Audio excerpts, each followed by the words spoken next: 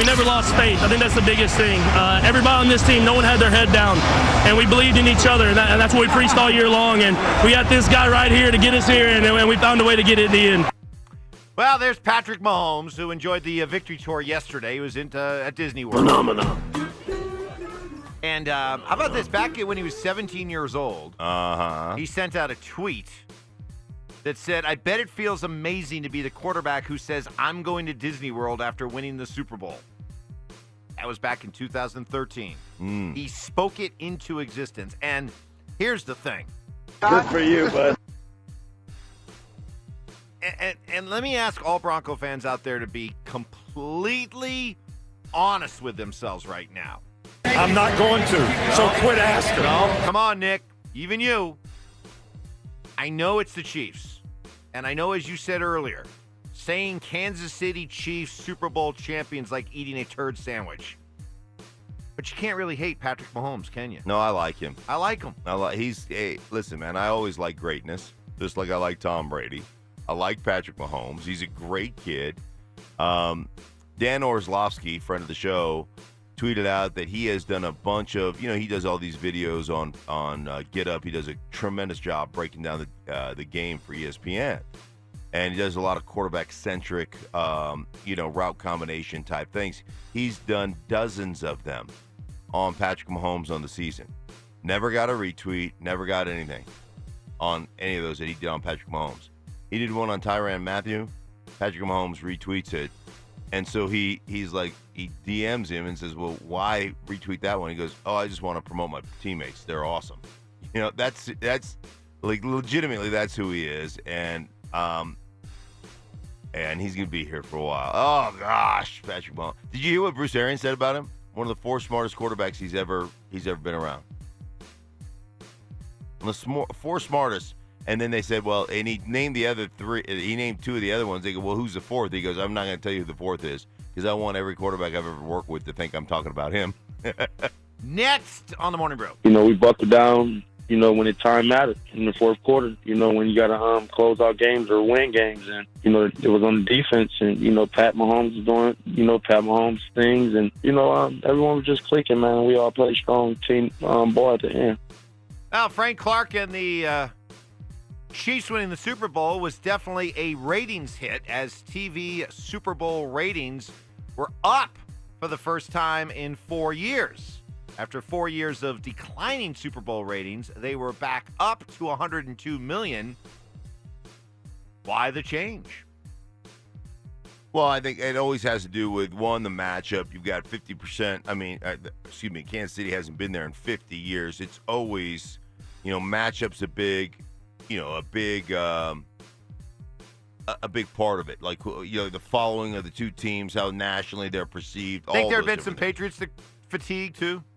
Yeah, I'm sure there's been a little bit of Patriot fatigue. I think there's a lot of different things. And then, the popularity of the NFL. There was a while where people were kind of holding off. I mean, the whole national anthem protest debate and this, that, and the other. So, I mean, I just think that's part of what went down, and it was a great Super Bowl to be sure. Well, get ready. New TV contracts are coming up here in the next couple of years, and they are going to be massive.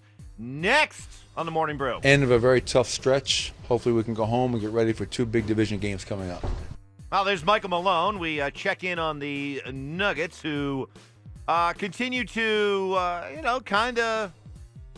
meander through the dog days of the NBA season. But as we check in on them, as they get ready to host Carmelo and the Blazers coming up tonight, 34-16, leading the division by a game and a half, right there in the running for the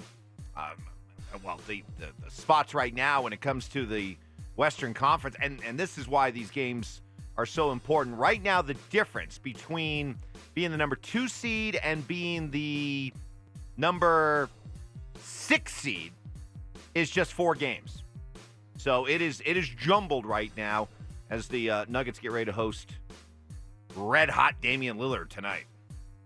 Should be a good one. Portland, I always like the Portland one. Where can we find that? Where can we watch that at? Well, I know our buddies over at Blake Street Tavern have it. Oh, okay. See them there. sports column. You mean I just can't? Oh, you want to plop down on your couch and Right, watch I it on just your can't turn big it screen on. TV? Yeah. No, that is not capable Okay. unless they're on national television. All right. I'm just checking. It's a good matchup, so you would think. You could just flop Wouldn't on that the be couch nice? and watch it. But Everyone's like, talk more Nuggets, talk more Avalanche. Well, it'd be nice if, all of us could just plop down on our TVs for those nice, expensive big screen TVs that we bought and just be able to pop a cold one that we have in our fridge that we don't have to go, pay $6 for and just watch a basketball or hockey game. Wouldn't that be nice? yeah, because when billion-dollar corporations haggle over, pennies. Look, at this point of the season, you're Stan Kroenke. You're a multi-billionaire, okay? I've heard all of the pearl clutching from, the supporters of Kroenke, okay? Uh-huh. Well, he's a businessman. He's tried to do. At this point, you gotta take a bad deal, all right? Just accept the fact, turd sandwich, deal with it, because at some point you got to do what's right for your fans.